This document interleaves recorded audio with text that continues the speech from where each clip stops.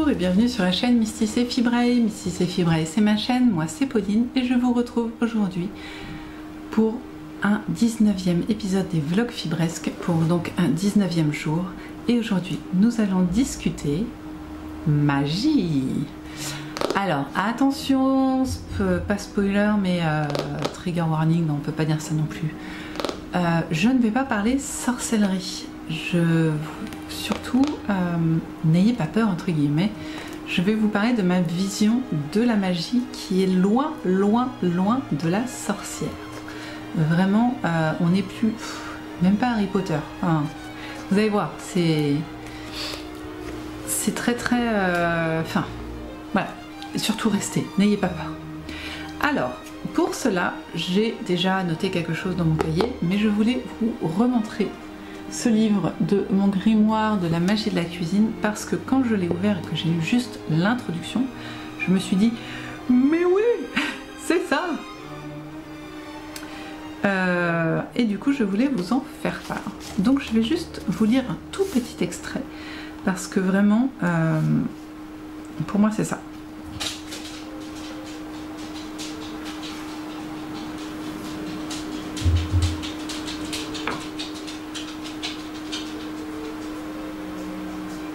Voilà. Vous adorez cuisiner et vous aimez tout faire vous-même au maximum. Les plats préparés très peu pour vous. Vous vous lancez souvent dans des recettes compliquées, mais vous aimez le challenge. Et réussir un plat est une grande joie pour vous. Vous aimez innover et ajouter toujours votre touche personnelle dans vos plats. Vous apprenez au fil du temps à personnaliser vos recettes avec ce que vous avez sous la main. Pas de cumin? Oh, du curry. Pas de farine d'épeautre? De la farine de blé. Et personne n'y verra du feu. Vous aimez régaler vos proches et organiser des dîners conviviaux. Votre cuisine est au centre de votre maison. Vous y passez la majorité de votre temps et pas seulement pour cuisiner. Vous y payez des factures, vous y faites les devoirs de vos enfants, vous y faites des activités manuelles sur le rebord de la table. Elle est le centre de votre foyer et toute votre famille et vos amis se réunissent là quand ils veulent discuter. Vous aimez naturellement prendre soin des autres, de vous-même. Le bien-être de votre entourage est important pour vous. Vous adorez vous sentir utile en guérissant les petits et les grands bobos du quotidien, et l'on fait souvent appel à vous lorsqu'il s'agit d'un problème de santé. Vous êtes sensible à la nature et aux animaux. Votre garde-manger est toujours rempli, vous aimez garder à portée de main beaucoup d'aliments de base pour pouvoir réaliser une recette quand l'envie vous prend. Vous êtes terre à terre et équilibré, les classes sociales vous importent peu, seul le bien-être de votre famille compte pour vous. Vous n'avez sûrement pas un ego démesuré et les biens matériels n'ont pas une place importante à vos yeux. Vous adorez les traditions de votre famille, vous les reproduisez et vous en créez chaque année de nouvelles. La médecine traditionnelle n'est pas votre meilleur ami, vous collectionnez les livres sur les remèdes de grand-mère, les huiles essentielles et les plantes. Voilà, ça c'est la définition de Marine de la sorcière de cuisine. Et ben voilà, elle vient de me décrire littéralement. C'était assez drôle quand j'ai lu ça, vraiment j'avais l'impression que ce livre était complètement fait pour moi en fait, hein. Et c'est un très bon exemple, je pense, de la magie du foyer, parce que pour moi la magie c'est ça, c'est prendre soin des autres, c'est prendre soin de son foyer, prendre soin, faire les choses soi-même, ne pas aller chez le médecin. Non, si, il faut aller chez le médecin, mais vous voyez, commencer par essayer le naturel avant d'aller, voilà. Et du coup, c'est vrai que ça m'a énormément parlé et je voulais du coup vous parler de ça. C'est pour ça que même si Marine décrit ça comme la sorcière de la cuisine, pour moi, ça rentre plutôt dans la magie, l'ésotérisme du foyer.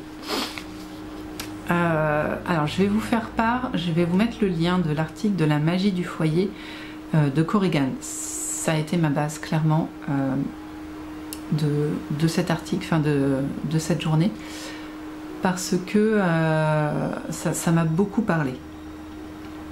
Donc je ne parle pas de sorcellerie parce que je ne me retrouve pas dans la sorcellerie, la Wicca très peu pour moi, trop de normes, trop de... ça n'est pas mon idée et mon envie. Seulement je considère que il y a de la magie, il y a de la magie dans l'air, il y a des choses qu'on ne peut pas expliquer Certains diront magie, certains diront Dieu, certains diront Bouddha, certains diront Allah. Moi-même, je ne saurais dire. Je dis magie parce qu'il faut bien dire un mot. Il y a eu un moment, j'ai dit l'univers. Enfin voilà, c'est assez variable. Mais pour moi, il y a quelque chose qui fait que on se sente bien quelque part ou mal quelque part, qu'on attire la chance ou on la repousse. Enfin voilà, il y a quelque chose qui est au-dessus de nous et qui a une influence sur nous. Alors ça peut être la lune, ça peut être, je vous dis, l'univers, ça peut être Dieu. Je n'ai aucune réponse à cette question, enfin si, j'en ai intérieurement, mais je ne vais pas revenir dessus. Seulement pour moi, il y a quelque chose qui s'apparente à de la magie. Et ce qui est très drôle, c'est que cette définition du foyer magique pour Corrigan, eh bien, je l'ai retrouvée dans le dernier épisode de Vlogtober d'Anouchka. Quand elle parle de son foyer, c'est très court, c'est une toute petite partie, mais c'est vraiment... Anouchka parle de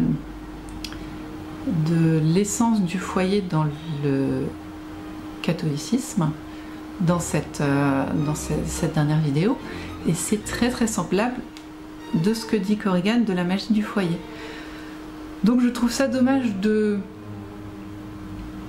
se bloquer parce qu'on parle de magie ou de sorcellerie. Je précise, je ne parle pas de sorcellerie, je ne parle pas de sort, je ne parle pas d'incantation, hein, je parle juste de ressenti magique. Voilà.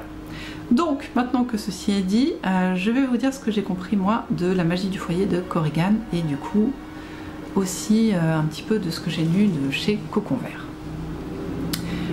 Pourquoi je parle de la magie du foyer? Déjà, qu'est-ce qu'un foyer? C'est très important. Un foyer, c'est le feu au centre du logement. C'est le cœur qui réchauffe et anime, celui qui soutient les membres de ce lieu commun. Du coup, la maison, le foyer. Le foyer, c'est le refuge, une source de bien-être et de ressourcement. C'est là où on peut être soi-même sans phare. Le foyer, c'est un endroit où on est confortable spirituellement. C'est un temple dont on doit prendre soin pour que l'énergie circule en harmonie. Et je m'y retrouve énormément dans cette phrase. C'est pour ça que souvent je vous dis que je suis une personne d'intérieur. C'est vrai, ben, je suis littéralement quelqu'un qui n'aime pas beaucoup sortir, mais rien n'est plus agréable pour moi que d'être dans ma maison. Il y a vraiment, c'est incroyable. Alors que, par exemple, ma sœur, elle ne supporte pas d'être chez elle. Enfin, si, elle aime bien quand même de temps en temps. Mais c'est-à-dire que pendant ses vacances, si elle a 3 semaines de vacances, elle va passer 3 semaines hors de chez elle. Moi, si j'ai 3 semaines de vacances, si vous arrivez à me faire sortir une semaine de chez moi, c'est déjà bien. J'aime être chez moi, prendre soin de mon foyer, faire le ménage dans ma maison, ranger, que ce soit net, que ce soit accueillant. Voilà, c'est ça que je voulais dire. Voilà, c'est vraiment... mon foyer, c'est pas toute ma vie, mais c'est là où je me sens bien. Et c'est pour ça que dans un foyer, ou même pas que dans un foyer, mais dans le monde autour de nous, tout ça, tout peut être magique. Chaque instant, chaque objet, chaque lieu, chaque acte. Et c'est vraiment quelque chose dans lequel je crois. Je ne parle pas de jeter un sort, encore une fois, mais l'intentionnalité est très importante. L'intentionnalité, c'est mettre une intention dans ses actes.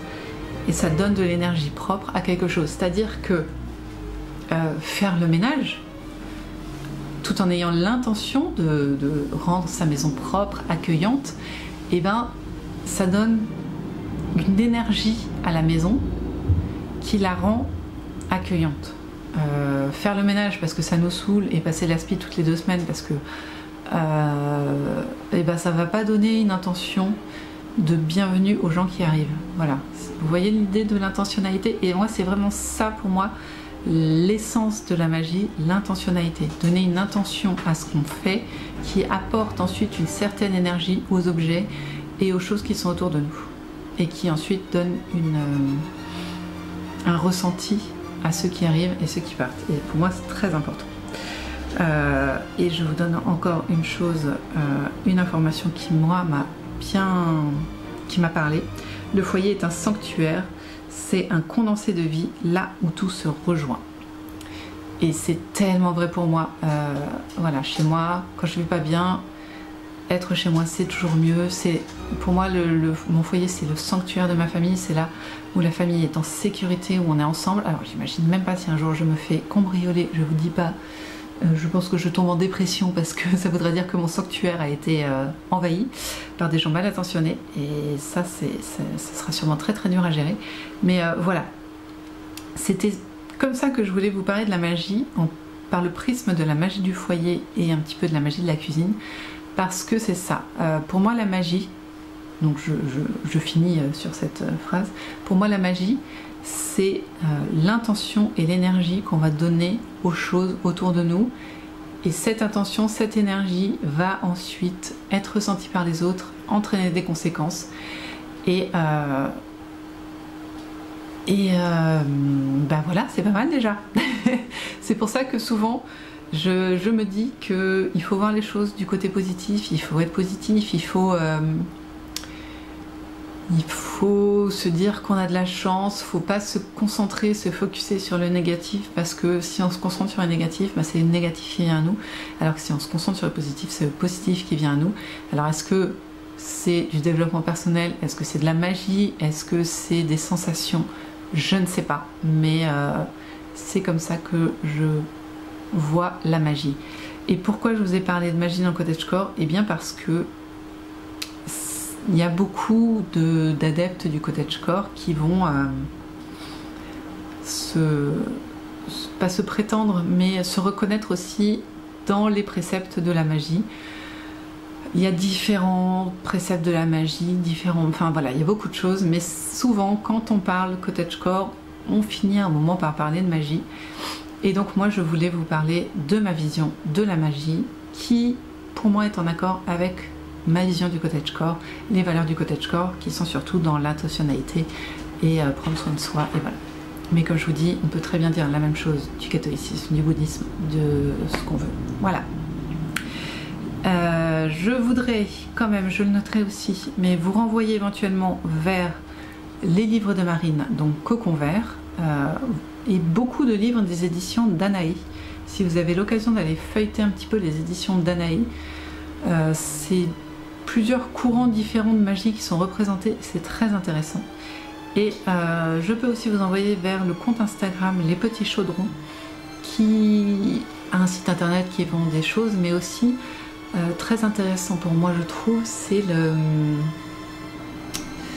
elle fait des petites vidéos, des petits réels Instagram sur la magie du foyer, justement, comment... alors on y croit, on n'y croit pas. Après, il y a certaines choses que je trouve assez intéressantes. Donc elle parle de magie du foyer. Là par exemple, un des derniers que j'ai regardé, c'était mon fils dort mal, qu'est-ce que je peux faire comme sort pour essayer de réactiver l'énergie dans sa chambre. C'est des trucs tout bêtes, hein. Aérer, ranger, plier ses vêtements, faire une fumigation. Alors bon, moi je ne fais pas de fumigation personnellement, mais voilà, on peut prendre, je veux dire, on se sent mal dans un univers qui est dérangé, on le sait, on se sent mal quand la vitre est sale parce que c'est dégoûtant, c'est des basiques en fait, et oui, on peut dire que c'est de la magie, on peut aussi dire que c'est du bon sens, mais voilà. Donc n'hésitez pas à aller consulter si jamais ça vous intéresse. Voilà, merci à vous d'avoir regardé cet épisode. J'espère que j'ai un petit peu dédramatisé le sujet touchy de la magie. Je précise que ce n'est pas de la sorcellerie, mais juste de la magie, de l'inconnu finalement. Et puis voilà, j'espère que ça vous aura pas trop choqué ce que j'ai dit. J'ai essayé de dire ça comme je le pensais. Voilà. Donc si vous avez des opinions contraires ou avec, n'hésitez pas, ou semblables, pardon, n'hésitez pas à partager avec moi dans les commentaires. Et nous, on se retrouve bien sûr demain pour un nouvel épisode de Vlogtober. À demain. Ah pardon. Prenez soin de vous et prenez soin de vous aimer surtout. Et vous faites bien ce que vous avez envie et vous croyez en ce que vous voulez croire. C'est le plus important. Il n'y a aucun jugement. C'est très important aussi.